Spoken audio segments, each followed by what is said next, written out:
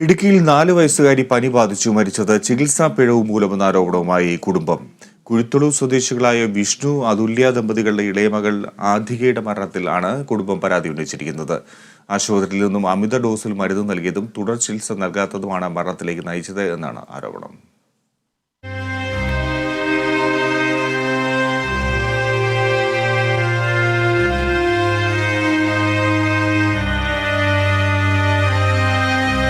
കഴിഞ്ഞ 14-നാണ് LKG വിദ്യാർത്ഥിയായ ആദിക കട്ടപ്പനയിലെ സ്വകാര്യ ആശുപത്രിയിൽ ചികിത്സയിലിരിക്കെ മരണപ്പെട്ടത്.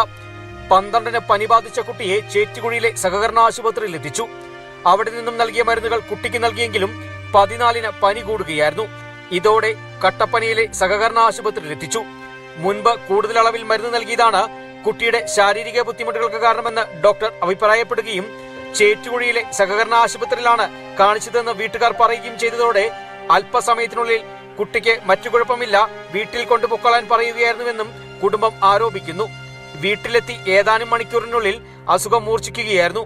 ഇതോടെ കട്ടപ്പനയിലെ സ്വകാര്യ ആശുപത്രിയിൽ എത്തിച്ച് ചികിത്സ നൽകിയെങ്കിലും കുട്ടി മരണപ്പെട്ടു.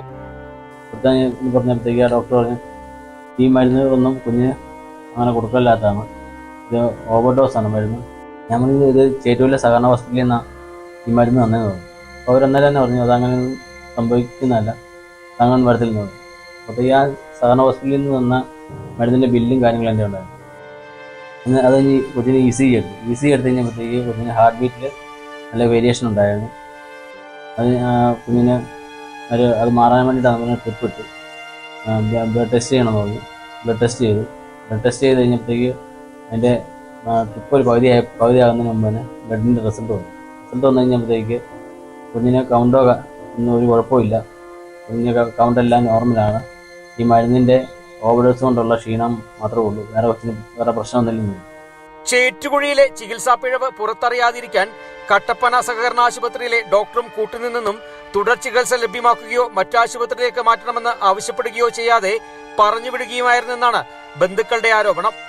മരുന്നെല്ലാം കാണിച്ചപ്പോഴവര് ഈ മരുന്ന് കൊടുക്കരുതായിരുന്നു, ഇത് കൊടുക്കേണ്ടതല്ല, ഓവർഡോസ് ആണ് എന്നൊക്കെ കൊച്ചിനും മോനോട് പറയുന്നതെല്ലാം ഞാൻ കേൾക്കുന്നുണ്ട്.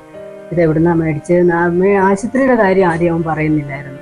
അവർ മരുന്ന് ഇത് കൊടുക്കരുത്, കൊടുക്കാൻ കൊള്ളുകയല്ലായിരുന്നു പറഞ്ഞു കഴിഞ്ഞപ്പോഴവൻ സഹകരണ ഹോസ്പിറ്റലിൽ നിന്നാണ് മേടിച്ചത്, നിങ്ങളുടെ തന്നെ ചേറ്റുകുഴിയിൽ ഇവിടുന്ന് വാങ്ങിച്ചതാന്ന് പറഞ്ഞു.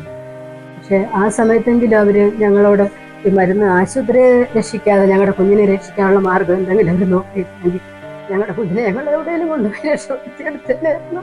ഞങ്ങൾ ഇത്രയും സങ്കടത്തിലാഴ്ന്നു പോവുകയല്ലായിരുന്നു. ഞങ്ങൾക്ക് പറയാതിരിക്കാൻ പറ്റില്ല, ഞങ്ങൾക്ക് സഹിക്കാൻ പറ്റുന്നതിനപ്പുറമായിട്ട് ഞങ്ങളുടെ കുഞ്ഞിനെ രക്ഷപ്പെടുത്താൻ അവർ നോക്കി.